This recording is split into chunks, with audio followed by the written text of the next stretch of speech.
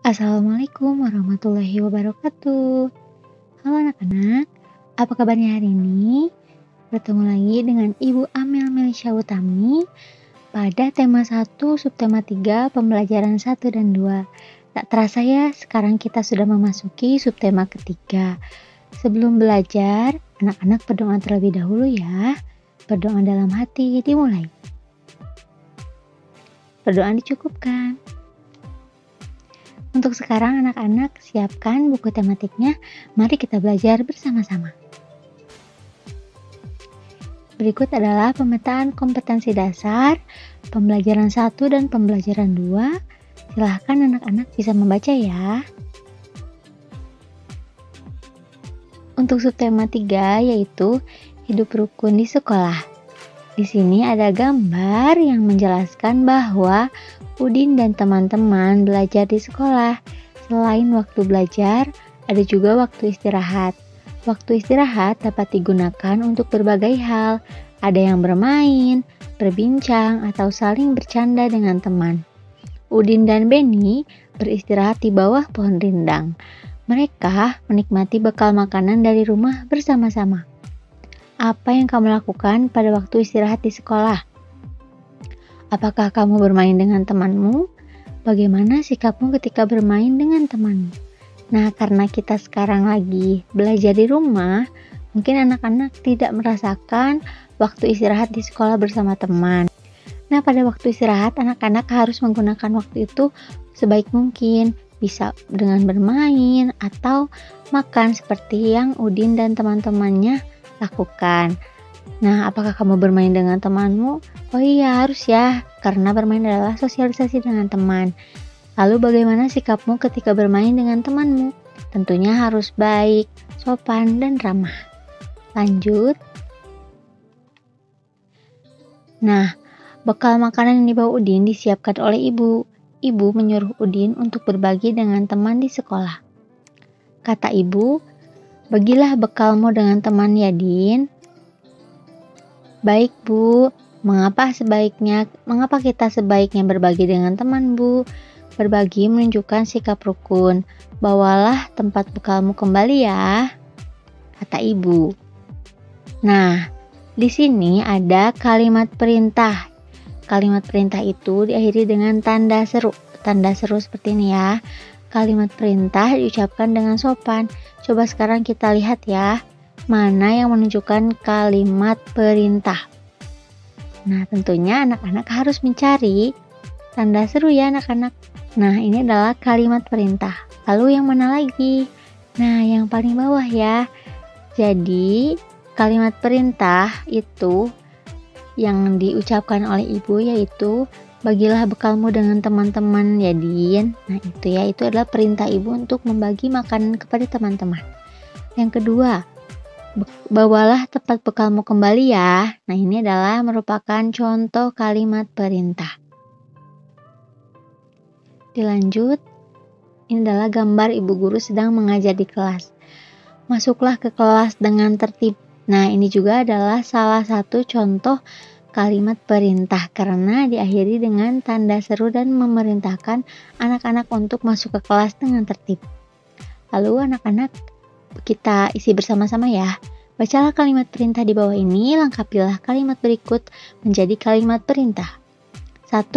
Ketik ke kelas setelah bel berbunyi, yaitu masuklah ke kelas setelah bel berbunyi. Yang kedua, jagalah kebersihan kelas. Yang ketiga, tutuplah pintu setelah masuk ke dalam ruangan. Yang keempat, rapikanlah buku-buku di rak agar terlihat rapi. Yang kelima, buanglah sampah pada tempatnya. Dari kelima kalimat di atas, ini adalah menunjukkan kalimat perintah yang diakhiri dengan tanda seru di setiap akhir kalimatnya. Ayo mengamati. Di kelas, para siswa sedang belajar menggambar. Udin, Edo, dan Siti menggambar dengan alat yang berbeda. Nah, ini adalah alat yang digunakan oleh Udin, ini oleh Edo, dan ini adalah alat yang digunakan oleh Siti. Ada yang tahu apa yang digunakan oleh Udin untuk menggambar? Iya, ini adalah pensil warna. Yang kedua, Edo menggunakan spidol karena ada tutupnya ya. Yang ketiga, Siti menggunakan apa? Iya, Siti menggunakan krayon. Sekarang pasangkan siswa dengan hasil gambar yang sesuai.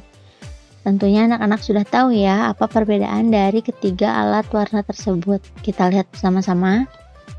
Udin menggunakan pensil warna dan hasilnya seperti ini. Yang kedua, Siti menggunakan krayon dan hasil gambarnya adalah yang ini. Yang ketiga adalah Edo menggunakan spidol, hasil gambarnya adalah yang ini. Anak-anak harus paham ya. Next, siswa di sekolah Udin cukup banyak, ada 125 siswa laki-laki dan 117 siswa perempuan. Nah, ini adalah banyak siswa laki-laki dan ini adalah banyak siswa perempuan. Jika dibagikan sesuai dengan nilai bilangan, nah ini adalah nilai ratusan, puluhan, dan satuan.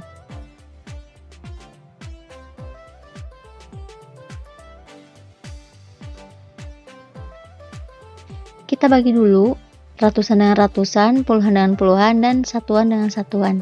Didapatkan hasil 200 ditambah 30 dan ditambah 10 dan ditambah 2. Jadi hasilnya adalah 242 siswa. Penjumlahan dapat dilakukan dengan cara panjang atau pendek. Nah, sekarang kita akan mempelajari dulu cara panjang. Di sini ada angka 125 dan 117. Jadi, untuk cara panjang itu adalah kita harus membagi dulu ratusan, puluhan, dan satuan.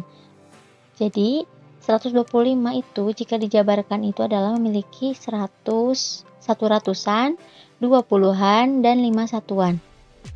Begitupun dengan 117 yaitu 1 ratusan, 1 puluhan, dan 7 satuan. Jadi, jika dijumlahkan ratusan dengan ratusan adalah 200, puluhan dan puluhan adalah 30, dan satuan dengan satuan adalah 12. Nah, telah didapatkan seperti ini, tapi karena 12 ini bukan satuan, jadi kita harus pecah dulu 12 itu menjadi puluhan dan satuan. Nah, didapatkan bahwa 12 itu adalah hasil pecahan dari 10 ditambah 2. 10 adalah puluhan dan 2 adalah satuan. Jadi anak-anak, 200 ini tetap diturunkan karena tetap ya. Jadi 30 dan 10 ini adalah puluhan, jadi kita bisa menjumlahkannya. 200 ini diturunkan kembali dan 30 ditambah 10 adalah 40. Lalu 2 adalah satuan, didapatkan bahwa 125 ditambah 117 adalah 242. Seperti ini ya anak-anak. Lanjut. Ini adalah cara pendek. Nah, cara pendek adalah kita harus menuliskan ratusan dengan ratusan, puluhan dengan puluhan, dan satuan dengan satuan. Kita jumlahkan satuannya dulu. Nah, satuannya adalah 5 ditambah 7 adalah 12. Ditulis 2 satuan dan simpan 1 puluhan. Jadi, kita simpan 2-nya itu, satuannya ini di sini dan puluhannya ini di atas. Ya. Jadi, kita harus menyimpan puluhan dengan puluhan dan satuan dengan satuan.